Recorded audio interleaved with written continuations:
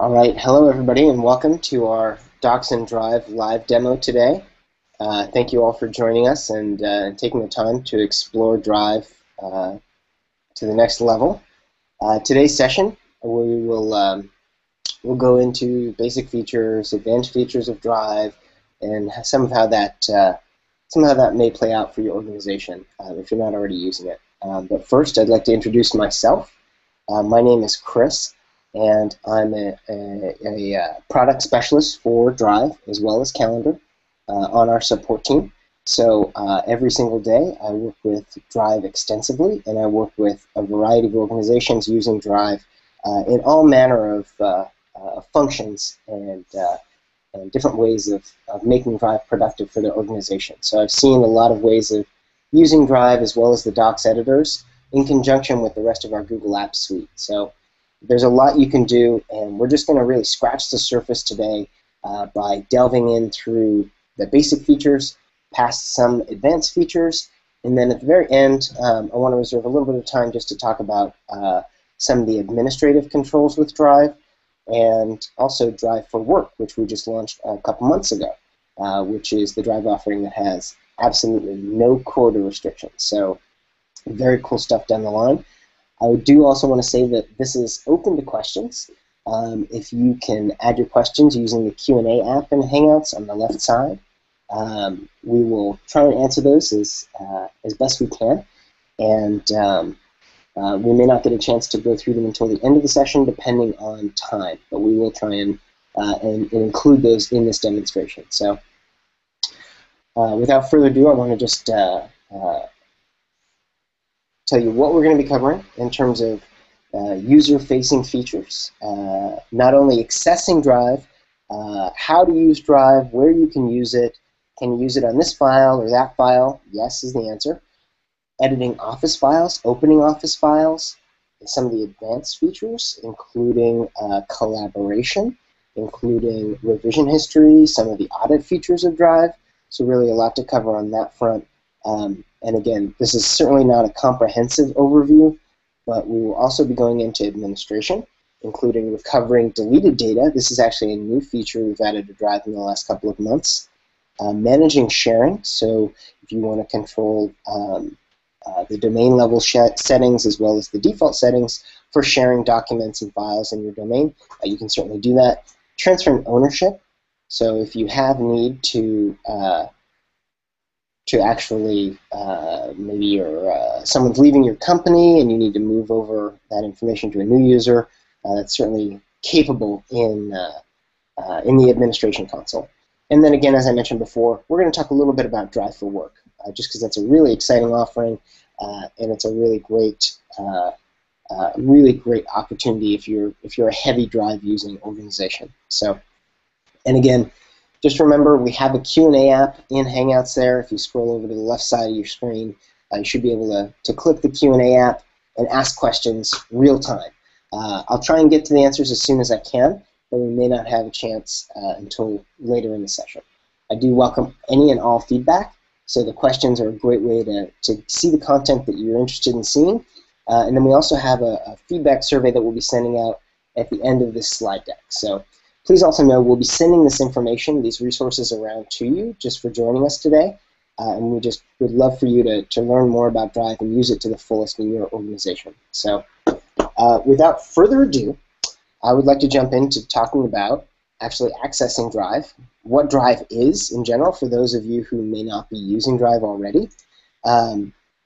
Drive is a place to store all of your files, all of your work, and to access it from anywhere. So if you upload a file to Drive, and let's say you upload a Word document to Drive, you can absolutely do that. Now that file is available from your mobile device, it's available from your tablet, and you're able to create and modify content in Drive as well. One of the real advantages of Drive is the sharing engine. So with Drive, I'm actually going to switch over to the product right now.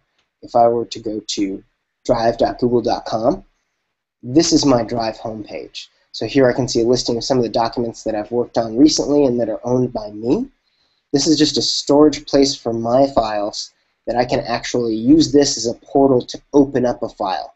So I want to draw a distinction here between Drive, which is what we're looking at right now, and then the docs editors. So if I open this press release, for instance, this is a Google Docs file, and you can see this is actually a word processing engine. So this is one of the docs editors. This is docs, as we call it, and then this is back at Drive. So Drive is the location, is the single portal for all of my files and information, and a variety of ways to view that information as well. So we'll talk about that ongoing, and we'll always draw a distinction there between what the editors can do and what Drive can do. But just know that there's heavy integration between those editors, including Slides and Sheets, which is our spreadsheets editor, and what Drive can do. So we'll see a consistent user experience across the two, but they sit in very different places in terms of how you use them in your organization. So going back to how you can access Drive, again, from your mobile device, from anywhere, and you're going to get a very consistent looking experience when you're using them.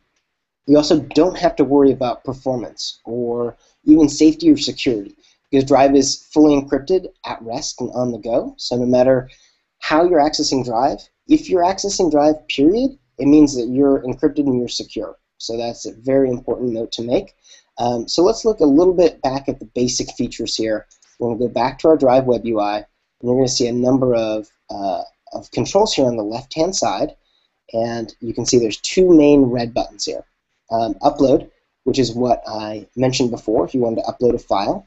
So I can actually just look at my desktop real quick and grab a file if I wanted to, or I can upload folders, or I could just say, you know what, I don't want to upload any of my legacy files. I'm going to create a brand new file. And so this is going to drop down our Docs Editor selection tool. And this means I can create a folder very easily, and this is going to be our demo test folder, for instance. And so now I have a new way of organizing files. Most of you are probably very familiar with folder structures. You can do parent folders, and you can add as many child folders as you like. And so I can actually open this up, and in here I can create a new document. So this is going to open up our Docs Editor, and that's going to be within the location that I just specified. So again, we just transitioned from Drive to the Docs Editor. I'm creating a new file, and I'm simply naming it New File Test. Very straightforward, and this is a word processing engine of which you're very familiar. If you're using Drive or if you're using Word, you're very familiar with this. So, pretty straightforward in terms of that functionality. I'm going to switch back over to my into my Drive, and I'm actually going to open demo test here. You can drag and drop files, so I don't know if you can see that right in the center of the screen. I can just drag and drop files from my desktop right into the web UI, and it's actually going to upload them just fine. So you can see here's that new file we just made. It just loaded there. We made it just a moment ago. Now in terms of you've created a file, you want to look for a file, you want to find a file, you can certainly browse that folder structure. Many people do that. I do it myself all the time. But we are Google, we are a search company, so we have a very robust search engine across Drive as well. So we can pull up, I wanted to look at, there is a studio document, and right there, I didn't even type in studio, and I've got my answer. Here's the press release studio that I was looking for. And the iconography here, this blue square with these lines, indicates that it is a Google Docs format file. So very robust searching. I can actually open it right from the search results. And so here's this press release that I was looking for. So we've looked at creating, uploading files, as well as searching and finding the files we want within the folder structure. So pretty straightforward so far. No curveballs, I would say. Going back to that iconography I was just mentioning, the Docs icon, which we just looked at on the press release, a little bit different from what our our Google Sheets format is. So with the Sheets, you can see it's got a green background and some boxes there to indicate that this is, in fact, a spreadsheet. So here we go, a spreadsheet that I'm looking at. Similar to the Docs editor we saw before, this is our Sheets editor, and you can see it's got spreadsheet functionality, and I can select multiple cells and edit and add formulas and and everything that you would really expect in a spreadsheet. So back to our main side here, I want to call out this W right here. I don't know if you guys can tell this, but this is a docx format file, which means this is actually a file straight from Word. So what that means is I've uploaded a Word document. I haven't converted it to Google Docs. This is actually, someone in my organization here made this in Word on their desktop, as you're probably very familiar, and it means I can open and look at that document. So very easily, I can open it, and let's say I actually want to edit that. A couple options moving forward here. I can actually open this and convert it to Google Docs, and then I can actually edit that file.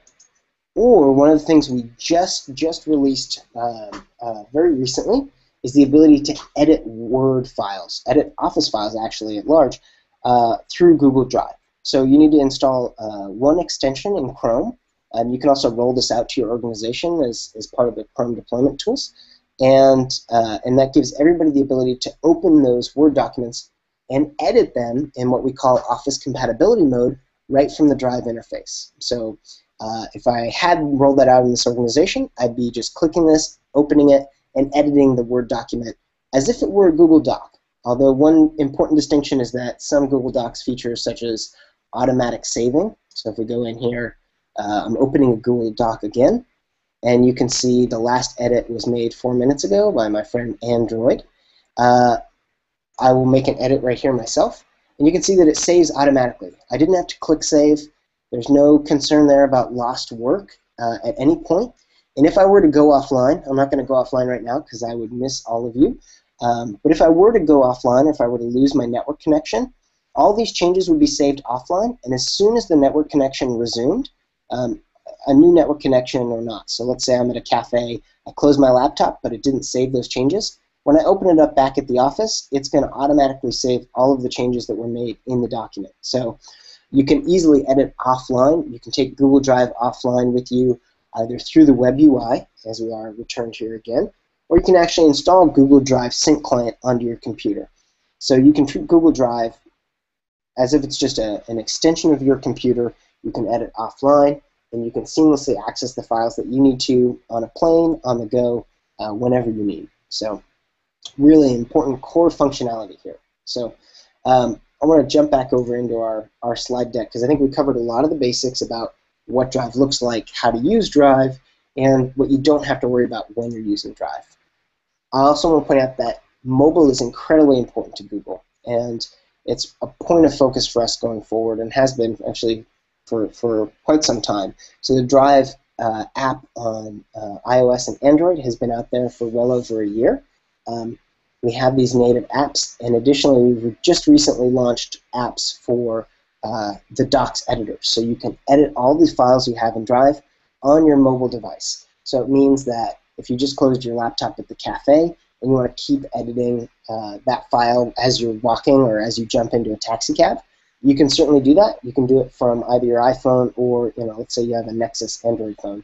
You can absolutely do that, just like this image is showing. So you can also edit, modify, change folders, and really do almost everything you can do in the Drive web interface through the mobile apps. So it's a very powerful and similar experience. So if you haven't tried it already, I encourage you to test out those mobile apps. I won't be going into depth about what it looks like on the mobile experience, really beyond this. But trust me, it is a robust app, and you should certainly give it a try.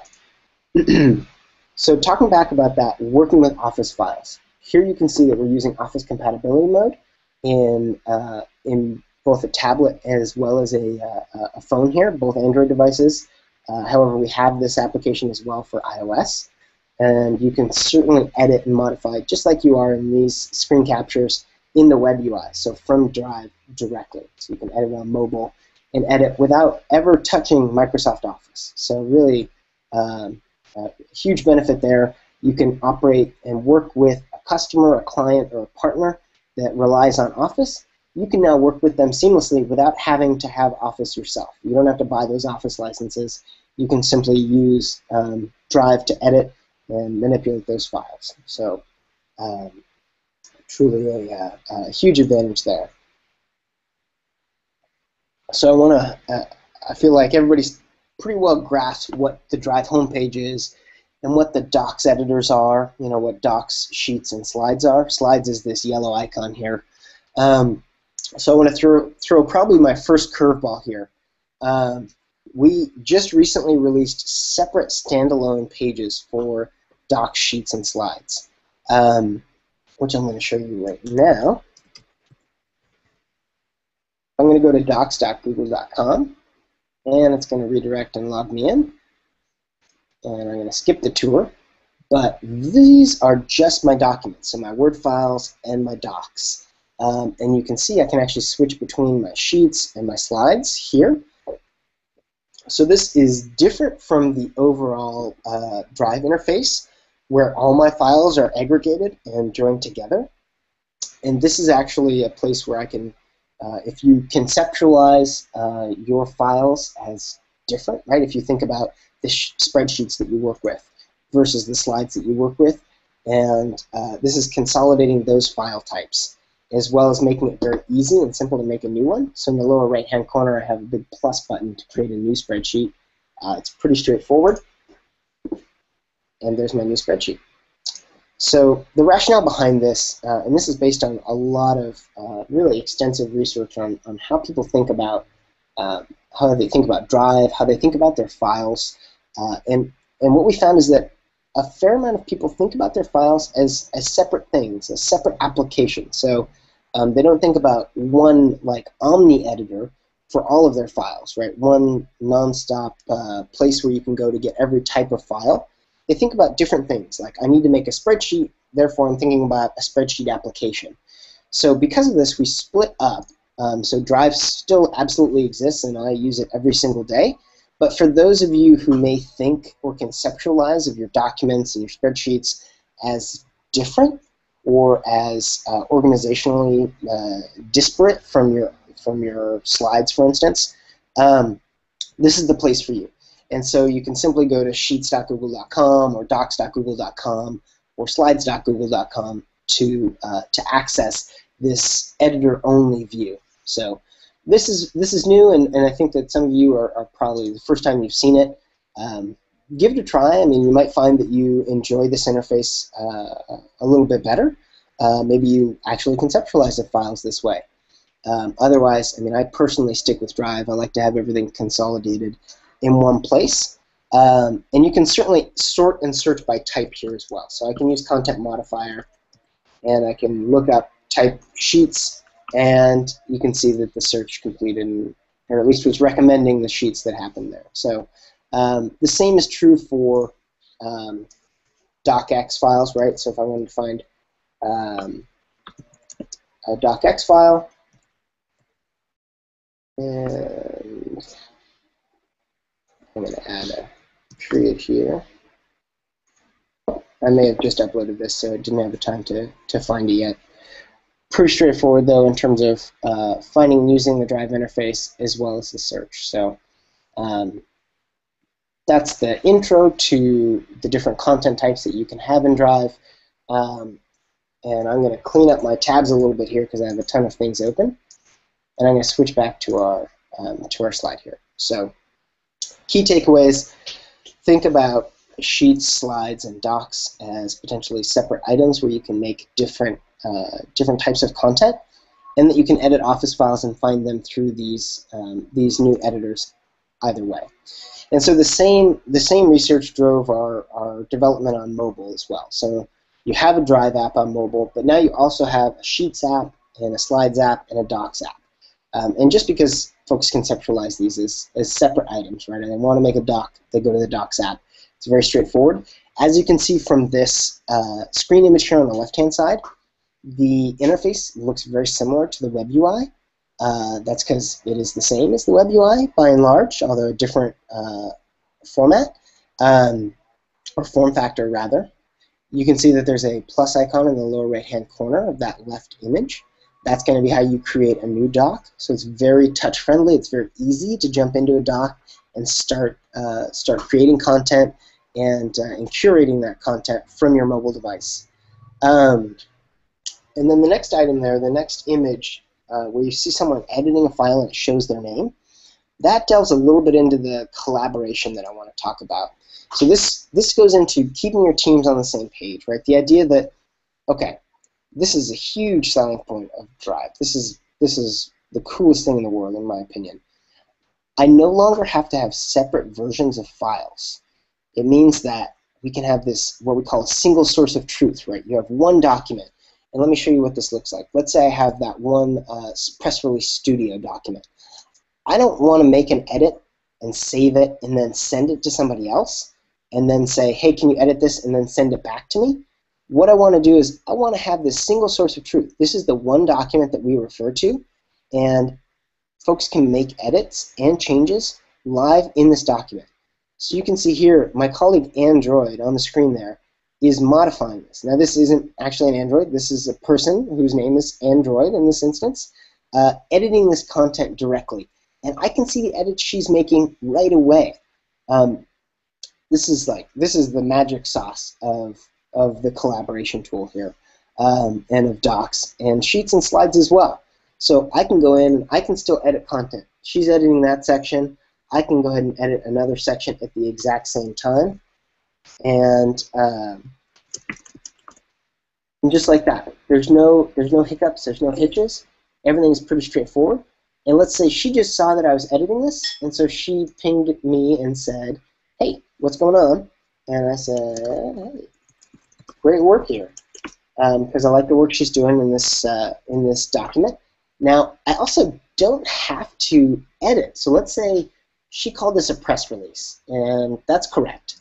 But maybe I don't want to edit it. I could edit and say, hey, this is actually a studio press release, so let's be specific. Or I could say, add my comment here and say, hey, and I think that you need to call this a studio press release. This is the commenting feature, and I want to talk a little bit more about this because this is an incredibly powerful tool. You see a couple things right away. It's going to show my picture. It's going to show Anne's response as soon as she does. She said, yes, she's going to add the studio thing. That's great. And now I'm going to resolve this. I'm going to mark it as resolved and actually hide the comment. So imagine you have 20 people working on the same document, all working towards the same deadline. And now not only can they be editing at the same time, but they can actually be commenting back and forth. So I can say, hey, add studio here, and then Anne can do that. Obviously, I can ask for more substantial updates as well, like, hey, I think we need to add a new page about X, Y, or Z. What I want to talk about here as well is that the collaboration extends beyond just live collaboration. The live collaboration is amazing, really, in so many ways, especially if you're used to working with different revisions in Word and sending them back and forth. The version control is always difficult, and the collaboration can be little to non-existent, right? It can actually be a headache. In Google Docs, as well as the other formats with Google Drive, it's not a headache. It's as easy as pie. So Anne and I are collaborating on this document, but let's say Anne's not in this document. Let's say she doesn't happen to have this open at the same time, and she's on a plane and she's not working on it, and maybe she has spotty Wi-Fi, so she's just going through email. But let's say it's really important that I have her revise this section. So what I'm going to do is I'm going to actually add a comment, and I'm going to say, I'm going to use the plus sign, and Anne's address in this domain is actually our admin, so I'm going to add our admin, which is Anne in this instance, and I'm going to say, please revise this section. And simple as that. You see how it recognized the email address, and it actually, as I was typing it, as I said, a plus sign, so that's all I had to do to basically, what we say is plus somebody into a document. I just said plus, started typing their name, and it populated from our directory on this organization. And then what happens here is Anne, who is the admin here, receives an email that says, Andy has added you to this document. It provides them a link, and it sends them an email with the comment as well. So you can get, Anne in this instance will receive the email that says, Andy asked you to revise this section. And I can see that she read the email, she clicked on the link, and she was directed to the document right away. So this is a great way that collaboration extends beyond just that live, 2 or more people collaborating at the same time, to you collaborating with everybody in your organization and pulling them all into what we call that single source of truth, right? So I can add reviewers, I can add collaborators from my organization, and they're all added to this document right away. So an incredibly powerful tool. I want to take a moment just to remind you guys of the Q&A app in Hangouts. If you have questions, I know we're covering ground really fast and that there's a ton of features that I'm not really digging into here.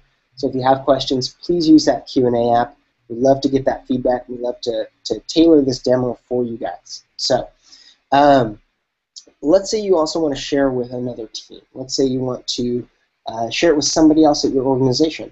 Sharing the file and changing the permissions, so talking about who can access what and what they're entitled to access, file, share, and that's going to bring up not only the sharing link of the file that I could just send somebody in an email if I wanted to, but I can also go ahead and say, I want to add Patricia to this document, but you know what? Patricia shouldn't be able to edit. She should only be able to comment. I don't want her to actually change the stuff we've done. I just want her to add her insights in a commenting sort of way.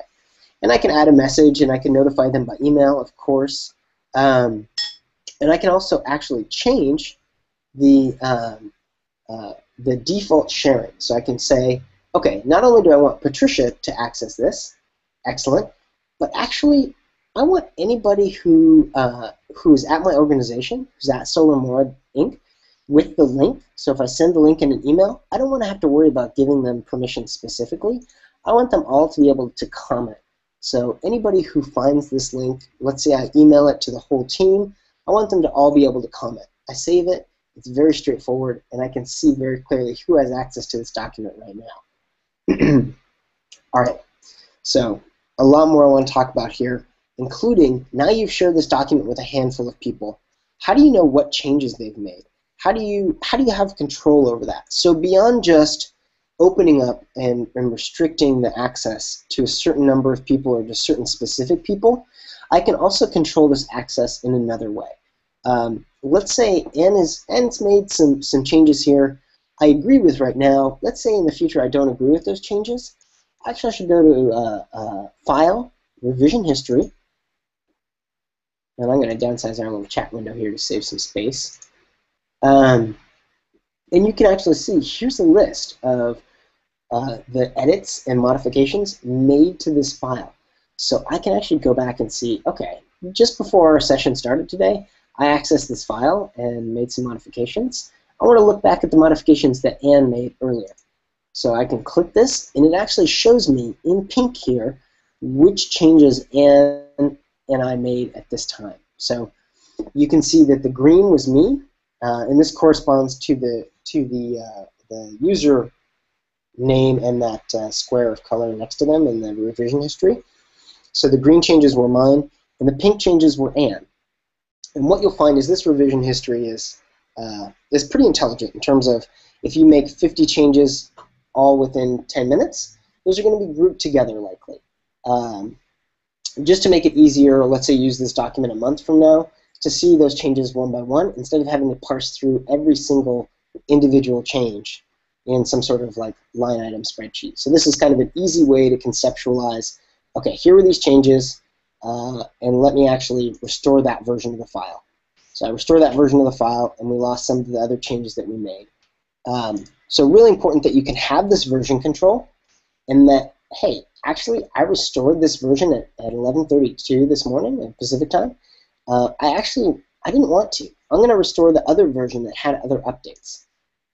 And there we go. I undid my revision history, which has that comment that we added. So very powerful to not only be able to share across your organization and to plus people into comments, to be able to resolve comments, very straightforward, and to see that history of comments here from the upper right-hand corner, all those resolved, reopening capability on comments, but to actually control the version history in a very detailed manner, but also very easy to use. So clearly the collaboration here is stellar. And if you haven't already tried it, I really encourage you to get in there and work together on a document and try it out. It's really an amazing experience. And you'll see documents and other content that you're generating come together so much faster because there's a limited overhead in terms of what it takes to share with another person and what it takes to comment and to get reviewer approval and things like that. So tons of capability here. Before leaving the Docs editor, I know we spent a lot of time here, but I want to mention very briefly the add-ons. So you can actually, this is a recent feature we added in the last few months, you can get additional add-ons. So these are third-party tools. They're not baked right into Docs or our other editors. These are tools that other folks develop. Other companies develop useful tools like mail merge labels or something like that in terms of sheets. All these other different uses that people have come up with. And you can actually just say, hey, get add-ons, and it's going to take you to an add-on store here, and you're going to see all types of different things that folks have developed that they've found useful. Lucidchart, for example, I know is a diagramming add-on, and you can add that right in and add diagrams as they've developed. It is important to highlight that the capability to add on is certainly Google, but all of these things are not made by Google, although translated specifically. MailChimp, WizKids, these are all third parties that are developing. You can also get on there and develop yourself. We really encourage folks to, if they see a use case that they don't have covered in the native doc sheets or slide, get on there and make an add-on. There's a huge market out there. You can see many users. This is a brand new feature with add-ons. It's very new in the last few weeks. You can already see tons of users using this. It's 132,000 using TextHelp. 99,000 using ProWriting Aid. So really a powerful marketplace that's really just beginning in terms of docs and sheets and slide add-ons. All right, that was a lot of time in docs. I know that maybe there might be some questions. I'm going to check with questions really quick just to see if anybody has any questions. It looks like no outstanding questions now. No worries there.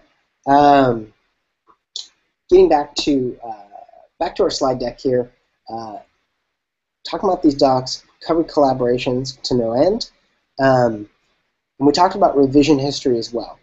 But let's say you're in Drive and you don't know when somebody has modified a file. You don't know what they're working on. And maybe it's a file that you own and you care about that. So I'm going to navigate back to Drive, and you can see right away. I know we didn't mention this before, but you probably saw it over on the right-hand side. There's an activity pane. And this activity pane covers basically all the files that I have in my Drive at any given time. And it's going to tell me what's happened to them. And it's going to tell me not only the things that I've done, but also the things that other people have done to these files. So I can see that at 11:10, Anne edited the press release. We knew that from the revision history. This is also just a very quick way to say, oh, wow, Anne's working on this file. That's good to know. I created this folder at this time. It's just a way to chronologically view your files, basically. You can see that I uploaded this file earlier, just before our session began here. And so I'm able to jump right to it. And you can see I clicked the little, I clicked the magnifying glass there, and it selected that file for me right away. Certainly more impressive if you have, 10,000 files or more. But this is a really, really useful functional feature in terms of finding your documents, organizing them chronologically in a way that makes sense. So let's say that I don't care about all of these documents. What I really just care about is this one document. And you can see now that that revision history is dynamic. Sorry, not revision history, but the activity view is dynamic. It's no longer showing me all of the activity that's taken place on the files in my Drive, but it's actually, it's just zoomed in on one file here. Let me show you what it looks like on a more interesting file, which is the one we've been editing. So just this one file, you can see here I changed the sharing. I shared it with everybody at my organization, and I shared it with Patricia because I wanted her specifically to comment and to get a notification. So all of this information contained right there in the activity view for all users on Drive. Jumping over as well, if you just see next to activity here at the top of this pane, there's a details tab. Just shows you a thumbnail of the file. It shows you what kind of file it is. and when it was modified. So just some overview information there. I'm going to jump back over here. So we covered a lot of collaboration. Please put your questions in there if you have any. And then let's move on to talking a little bit of the other accountability tools. So we talked about revision history, how you can set somebody to comment only. So that was that sharing access that we opened to Patricia. We could say, hey, Patricia only gets comment only. She isn't able to edit. She isn't able to modify any of the content. She can only comment. Pretty straightforward there, and you can do it for the whole organization, not just individual. Suggested edits is another recent addition there to the Drive and the editors family, really. And this is the capability for anybody to provide suggested edits. And how that comes across is they modify, it looks like they're modifying the document, but it's added like a comment to the document, for the owner. So when the owner views it, they can just go through and very quickly, instead of reading a comment and pasting the content, they can just click a check mark that says, okay, I'm going to add these suggested edits, and I approve. So you can really quickly add suggestions from across your organization and then approve them or reject them, of course. So very powerful tools in terms of accountability. Just because in the interest of time, we have some things to cover from the administration standpoint. I'm going to go through a few details here, including, this is an excellent, awesome new feature, the ability to recover user-deleted data. Then we'll talk about sharing a little bit more from a domain perspective, transferring ownership, and then our Drive for Work offering. So recovering deleted data. Certainly when you add access to, thousands of people or hundreds of people or whatever the case may be, you've added access to a certain number of files or folders. At a certain point, user error may enter into it. Somebody may have deleted a document accidentally. They may have also deleted something that they shouldn't have, so maybe permissions were opened a little bit too much. Now you have recourse. We just added this in the last few months. You now have recourse as an administrator to restore that information. It's very, very powerful. So let me jump back over to Drive and show you what this looks like real quick. So here's our press release that we were talking about before. I'm actually going to delete our time card here. So I'm going to say remove. This is the trash icon here at the top of Drive. I'm going to remove it. It's important to note that that does not permanently delete the item. I just navigated over to my trash folder here on the left-hand side. Items are not going to be removed automatically from trash. In no way will Google ever automatically delete your content in Drive. There's no automated process. There's no expiration on stuff in trash.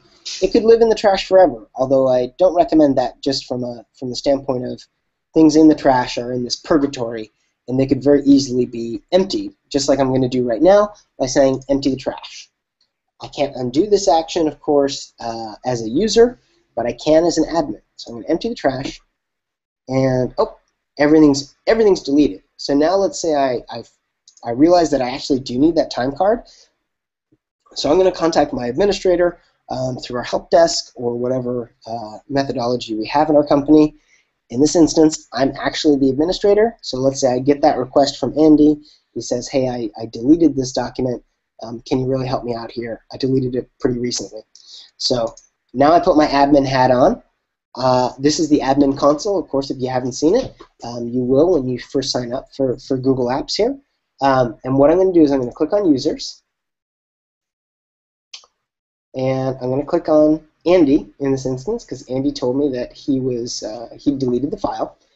And you can see some overall information here. This isn't a focus session on Admin Console, so I'm going to keep it light. But here are the details. Here's the last login time for this user. Here's the number of docs that they have, as well as the storage that they're using across Mail and Drive. So up in the top right-hand corner, we have these little like hieroglyphics, I would call them, and you can. I encourage you to become familiar with them if you are an administrator. The ability to reset a password, change the groups, rename the user, all of this contained in the iconography.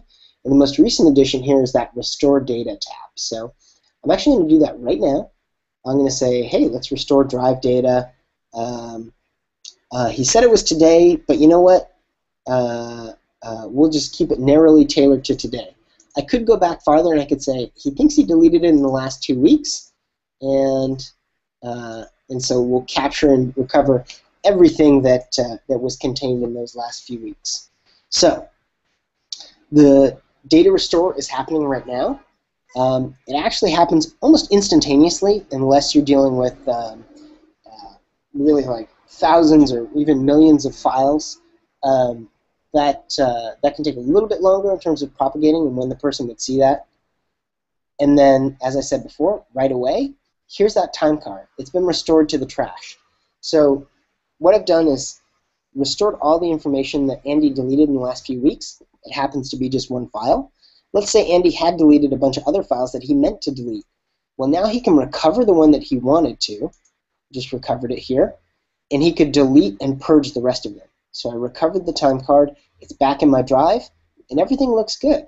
So I can actually access this file. This is a file that had just been trashed and deleted moments ago. And now it's back, fully editable, and I can actually see revision history is retained as well during that recovery process. So a really important part of that, the accountability and the admin control capability over Drive. The ability to manage sharing, also incredibly important, because without default sharing options, you really let each individual using Drive determine how they want to share things. And so a lot of times some restriction or some default setting is recommended, depending on how your organization operates. But let me just cover some of the details of what this sharing setting entails. So I'm actually going to go back to our admin console right now. And I'm going to go back to the top level of my admin console. And I'm going to go to Google Apps, which is where the Drive settings are contained. And I'm going to click on Drive. And you can see Drive is on for everybody in my organization. I'm not doing any organization level enabling or disabling of the Drive service. We may mention this a little bit further down the line, but we're not going to get into that this session. I can see all the docs on my domain. I can see the shared docs on my domain. And here I can actually manipulate and edit those sharing settings for my domain. So, first off, we can lock down so that users can't share documents outside the organization. So if you have sensitive documents, if you work in a sensitive vertical where sharing outside the domain is just not something that you want, you can absolutely lock that down just using this checkbox. And then on the flip side of that, whether or not you want users to receive documents from outside the organization could be a consideration you want to take into account. So beyond that, I want to share outside my organization. I want to share with other users on other domains, but I also want to warn users when sharing outside the organization. So when I share with them, when I click this and they try to share, they'll actually get a warning dialog box saying, are you sure that you want to share this outside your organization? I also don't want people to access this information if they're not using a Google account. So I would uncheck this box. And let's say I didn't want people to be able to publish documents to a website, for instance, I would go ahead and remove this as well. And you can actually see more about these visibility options. We've integrated, this is our Help Center, we've integrated the Help Center into all our products, so you can get help directly by linking. You can also get help directly by clicking that question mark at the top. And you'll see a little Help Center widgets pop up on the screen here. So if you're ever concerned or unsure about one thing, you can certainly click the question mark and view all our documentation on that. Or you can also call us right away from this interface. So that'll pull up the contact support interface. So document visibility, this is another aspect of the sharing coin, really. When you create a document, right now in this organization, it's set only people who are explicitly granted access can see it. However, I really want an open flow to our organization, and I think it's really important that everybody at the organization has access to files as long as they have the link. So the link, if I just copy the URL and send it to my friend Anne on the organization, whether through a Hangout or through email, I want her to be able to access it no matter what, even if, let's say, the person forgot to explicitly change the sharing permission. So depending on what's right for your organization, you can completely break down those walls and have a free and open flow of information. You can have a partial flow of information where it's only based on link security, or you can actually lock it down in terms of what the default setting is. Now, it's important to note that people can change this permission individually. They cannot share outside the organization if you actually modify the sharing options at the top. So really some powerful tools to make Google Drive your own. We're jumping back to the deck here. We covered those sharing options. I want to talk very briefly about the transfer file ownership. So a lot of companies cross this threshold in terms of what do we do with the information for somebody who, they left the company.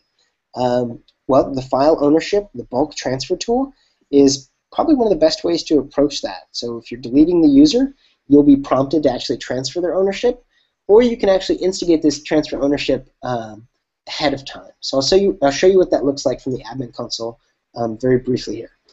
So from the drive setting, which is where we are right now, I'm going to actually discard these changes here on the sharing, and I'm going to close this pane. We're going to look at transfer ownership from the drive settings and control panel, and I'm just going to say I could add myself, and I could send them to the admin or whichever account I want. Now this is where I have my subdomains. It's very easily then that I can transfer the ownership between the domains to another individual. An important point to note here is that I retain edit rights, so I'm transferring documents from my Andy account to the admin account. The owner of all my files becomes the admin, but I retain edit rights. So this is a great way to, if you're departing a user and they're leaving your company, to make sure that the ownership of those files goes to somebody else who's active in the company, so that if you delete the user and delete their content, folks can still access this information. So something just to consider on the admin side of Drive here. So Drive for work. I know we covered a lot of ground in just Drive, what it looks like in your organization, what it can mean in terms of collaboration, in terms of admin control. And again, I really do welcome those questions. So if you have any questions, please let me know. Otherwise, I'm going to push on to Drive for work. So what's Drive for work? No quotas, ever. This is a new offering that we came up with in the last couple of months.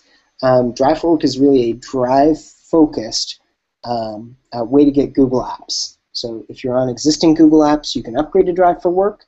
If you're tired of dealing with quota or buying additional storage space, Drive for work would probably be great for you. And then there's a number of other features and functionality that Drive for work brings over the regular Google Apps subscription. In addition to the storage quota being up to an unlimited level, the individual file size is increased to 5 terabytes. Now, there's probably very few of you that are dealing with 5 terabyte files. I encourage and challenge you to try Drive for work and to upload those files to Drive, certainly. But right now, if you don't have Drive for work, you can still upload up to a 1 terabyte file size. So let's say I was creating an HD video for maybe a commercial ad that I was going to run, and it was incredibly long. It was like an infomercial. That 1 terabyte file could still be uploaded to Drive. So with Drive for work, we also have enhanced auditing and reporting. We have the capability to control by organizational unit the level of access and sharing that exists in Drive. And then also the audit report from the admin console. I'm not going to go into what the audit report looks like, but it's a more comprehensive and admin-focused way to control the access and show the access that has been performed, similar to the other audit reports in admin console, but specific to Drive, as well as the addition of Google Vault for Drive. So with Drive for work, you get Vault for Drive, and it means that you have this e-discovery and retention and archiving coming around the corner here with Vault for Drive. If you're a consumer of Vault for Email and you're familiar with the need to retain and have e-discovery capability, that's now extended to Drive. So an incredibly powerful suite. That's not exactly what we're talking about today.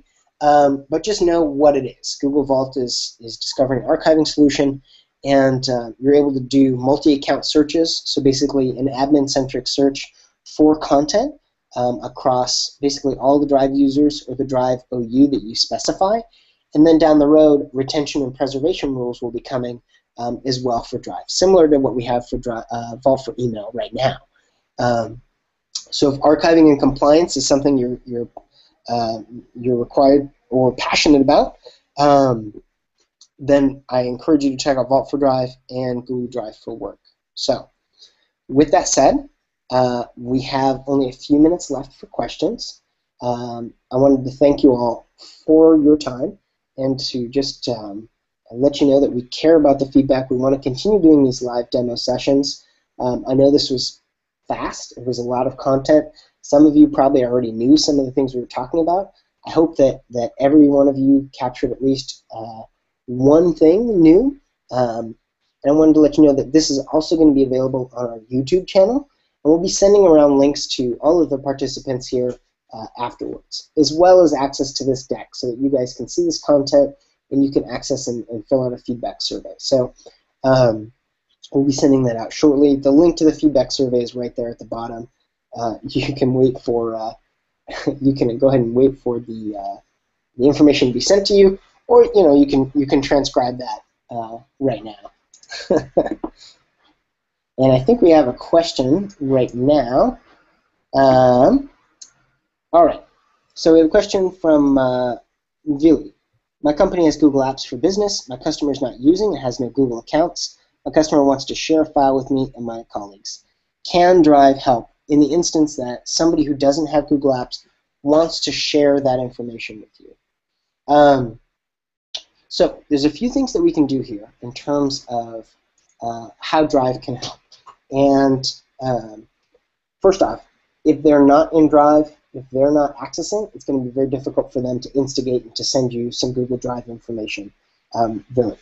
So first off, they could sign up for Google Drive if they wanted to. If they're not using Google Apps, you can also set up a Google site where they can upload that file and that information. That's not really the focus area of this session right now. Google Sites is probably something that we'll tackle in the future, but there's an ability to basically publish a public website where either you can set trusted users, so you could add their email address and they could add things to the site or upload things to the site, similar to how you would have tackled like an FTP, although with a graphical interface, and more secure than FTP actually. But within Drive, within the Drive interface, there's not going to be something for them to upload directly to your Drive. However, if they signed up for Drive themselves, if they signed up for a trial account, or even if they had a consumer account, so if they have a Gmail address, they'd be able to use Drive to upload the file and to share it with you. So I hope that answers your question in terms of what's out there right now for somebody who's not using Google Apps and has no Google accounts. There's the opportunity for you to use Sites and to configure it so that they can access, or there's an option for them to start using a Google account. Even if their company's not ready to switch over and go Google right now, they could still use their a consumer account, which takes only just a few minutes to set up. It means that they can upload content and share it with you very quickly. So thank you for that question. All right, are there any other questions? Again, the Q&A app is on the left side of the Hangout. I'll give it a minute here as we wait for any other questions to be added. You can open the QA app, just type your question and submit, and then we'll see that essentially in real time.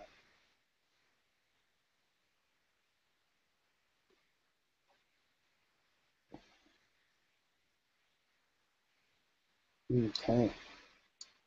No other questions yet, so good questions so far, and a lot of content covered. I know, again, it's going to be posted on our YouTube channel, which I encourage you to follow in terms of new content. If we do another drive demo, certainly you'd be made aware of that, as well as if we demonstrate our other products, including forms or sites or any of these other things that we think can add a lot of value to your business. So with that, I'm going to go ahead and wrap up and say thank you again so much for your time. We really appreciate it. We love the fact that you guys are passionate about using Google Apps, about exploring more about the product, and specifically Drive. which is an extremely powerful tool that I've seen transform businesses in terms of their productivity, in terms of their output, and really how their employees view working at the company. I mean, it really is, it can add a lot of ease, and it can remove a lot of headaches. So thank you again for your time. I hope you have a chance to use Google Drive, and I hope you have a chance to explore these things. Have a great rest of the day, and hopefully we'll be seeing you again.